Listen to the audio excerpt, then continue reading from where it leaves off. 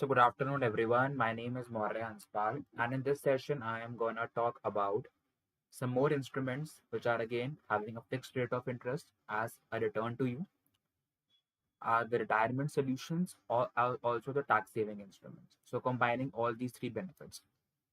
So first instrument for this session we talk about the NPS, the National Pension Scheme. The National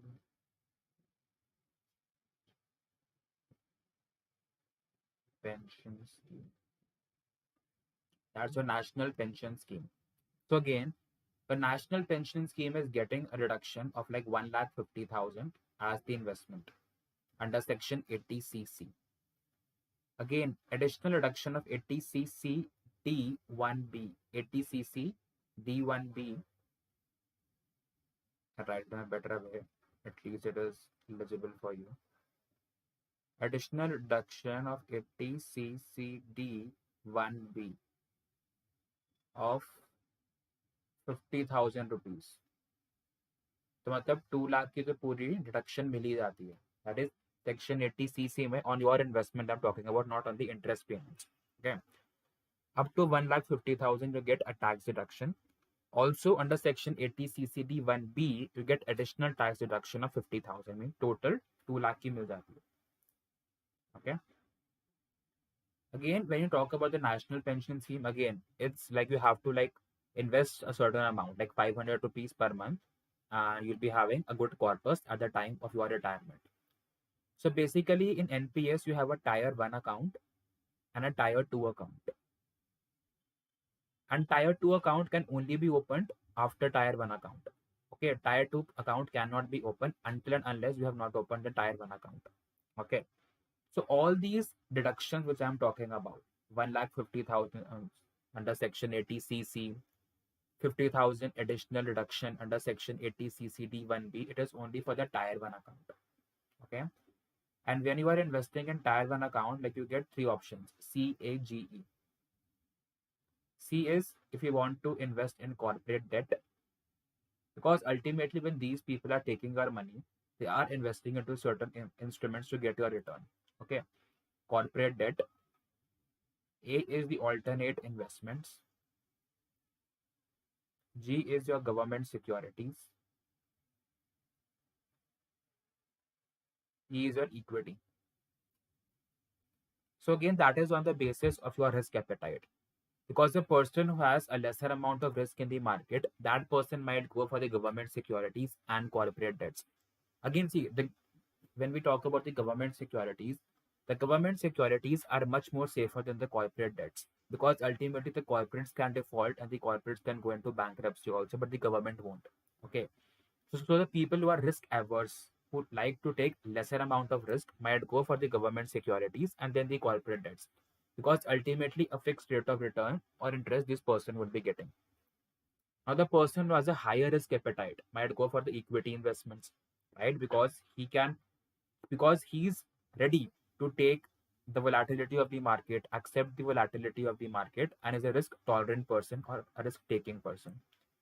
Again, the alternative investments. Alternative investments are much more riskier than equity. We talk about the real estate, you have gold, you have commodities.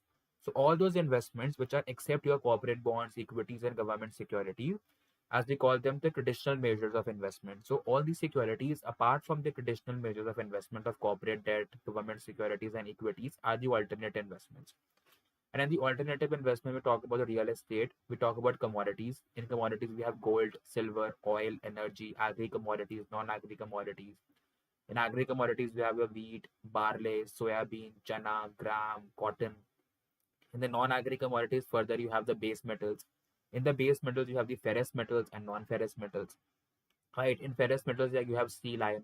In non-ferrous metals, you have zinc, copper, aluminium, nickel, cobalt, lithium, and all these stuff. You have the energies, you have oil, you have coal, you have natural gas. Again, you have the precious metals also: gold, silver, platinum, palladium. Right? So all these are available in the case of the alternative investments. And the real estate investments, you all know, your REITs, real estate investment trusts, invites, infrastructure investment trust. REITs are those instruments which are just investing into the commercial high grade properties. Whereas investment trusts are those which also invest into highways, your roads, your bridges, your ropeways, right? And again, we talk about the hedge funds. Hedge funds are something that are taking into consideration the concept of your derivatives as well, options, futures. That is something advanced, right? So buying and selling and arbitrage opportunities, and that's are costly also, right? So all those are called the alternative investments. So once you are like investing into pension, see, they give you a two choice. They give you the active choice or they give you the auto choice. Okay, in the active choice, you can select that in which component you want to invest the most, how much you want to invest the most, right?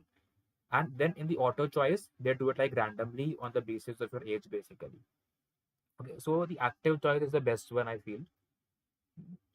See, the auto choice can also be a good one because ultimately, when these people are taking your money now, they're saying that how much wealth you want to accumulate.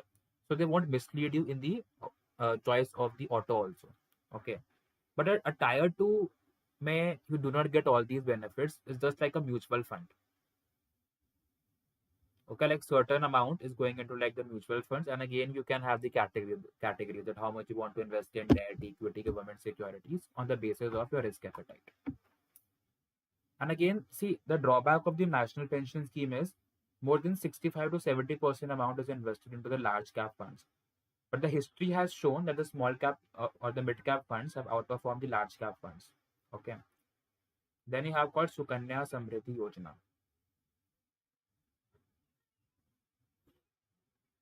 Sukanya Samriddhi Yojana. That is basically for the girl child. And the lock-in period is basically till 21 years or the age of marriage, like whichever is earlier. 21 years or age of marriage, like whichever is earlier. See, earlier the marriage used to happen at 18 years of age, but now the age has also been changed to like 21 years. Okay, so like this criteria, like it does not stand. So it's still like up till like 21 years, you have the lock-in period, and this account can only be opened if a girl child is below 10 years. This account can only be opened if a girl child is below 10 years.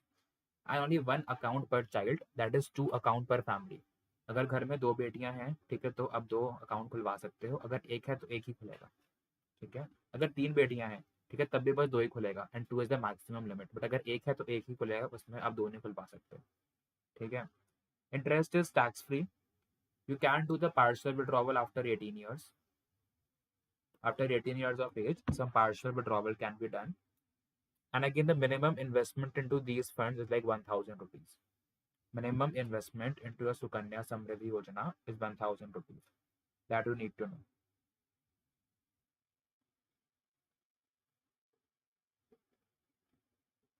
Okay. 1,000 rupees is for, yeah. And like one more thing I wanted to like, discuss with you, like when I talked about the pension now, in case of your pension, 500 rupees is the minimum. In the case of a tier 1 account, in tier 2 account, like 1,000 rupees is minimum. Just write it down. In tier 1 account, you can just start investment with 500 rupees. In tier 2, like 1,000 is minimum. Okay. So these were like some of the most important schemes of tax saving, fixed interest payment, and retirement that you must know. Okay. That's all